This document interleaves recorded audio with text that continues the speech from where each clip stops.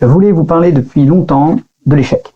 L'échec dans nos projets, en général, parce que j'ai vu trop de personnes ou d'équipes en difficulté, trop de projets s'endormir, se mettre à dévier de leur trajectoire, s'affaiblir, voire même mettre l'entreprise en difficulté.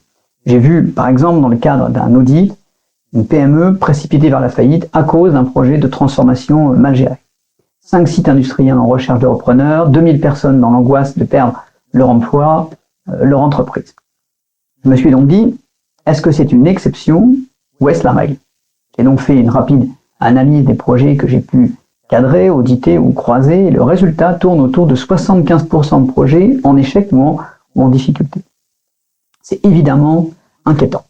En 1987, l'économiste Robert Solow a écrit « L'informatique se voit partout, sauf dans les statistiques ». Il avait remarqué que malgré les investissements considérables dans l'informatique, la croissance de la productivité était plus faible que dans les années 60 et 70 avant l'informatique. C'est le paradoxe de Solow. Je me suis donc dit que j'étais pas seul à voir ces chiffres alarmants et j'ai donc effectué des recherches approfondies. Les sources sont diverses. PwC, Gartner, PMI, Forbes, The Standish Group, McKinsey. Les chiffres ne varient que peu d'une étude à l'autre, voire peu d'une année à l'autre, et c'est plus inquiétant. Alors je pourrais vous parler d'exemples retentissants, comme le projet de ERP de Lidl, qui a coûté 500 millions à la firme, pour en fin de compte être arrêté au bout de 5 ans, mais en réalité, ces difficultés et les échecs se cachent dans notre quotidien. Un projet immobilier, un projet de carrière, un projet d'entreprise, un projet dans une entreprise. J'ai donc préparé une liste de statistiques. Elles sont principalement de sources américaines, et la liste est un peu longue. Mais ce que ces chiffres nous montrent, c'est que sans une gouvernance efficace, 80% des projets d'intelligence artificielle n'apportent pas de vraie valeur. 83% des stratégies d'entreprise ne mènent à rien. 70% des startups disparaissent. 49% des entreprises font faillite dans les 5 ans. 66% des projets logiciels rencontrent des difficultés ou échouent. 60% des transformations digitales n'atteignent pas leur cible. 70% des programmes de restructuration échouent. 50% des fusions-acquisitions ne créent pas de valeur ou la dégradent. Je vous avais dit que ce serait long. 87% des projets data ne passent jamais en production. 53% des projets ont été menacés d'être arrêtés.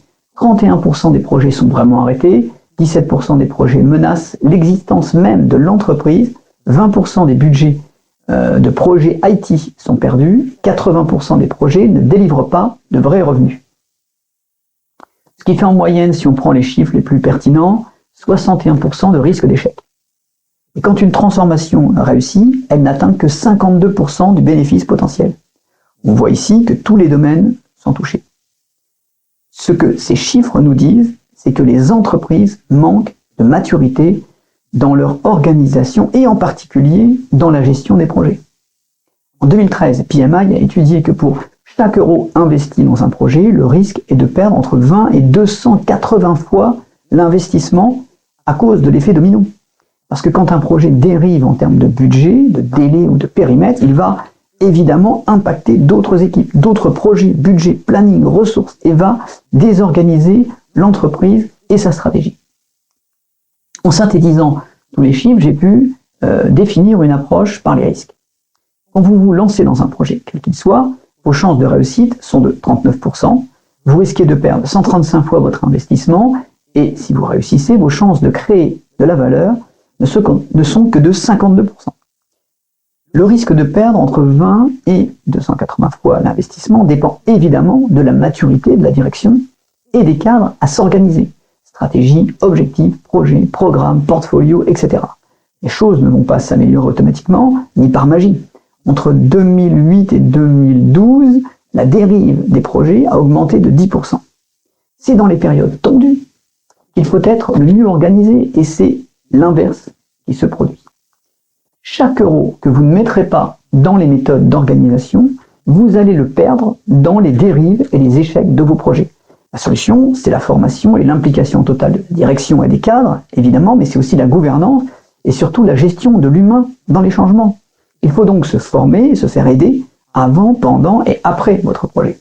Vérifiez que vous avez les bonnes pratiques, les bons référentiels, les bonnes exigences, les bons modèles, les bonnes méthodes et surtout les bons contrôles et une approche par les risques. Le mot innovation n'est pas synonyme de technologie. Il y a de nombreuses innovations dans les méthodes, la gestion de projets, dans la gouvernance, les stratégies d'entreprise, les RH et la gestion du changement.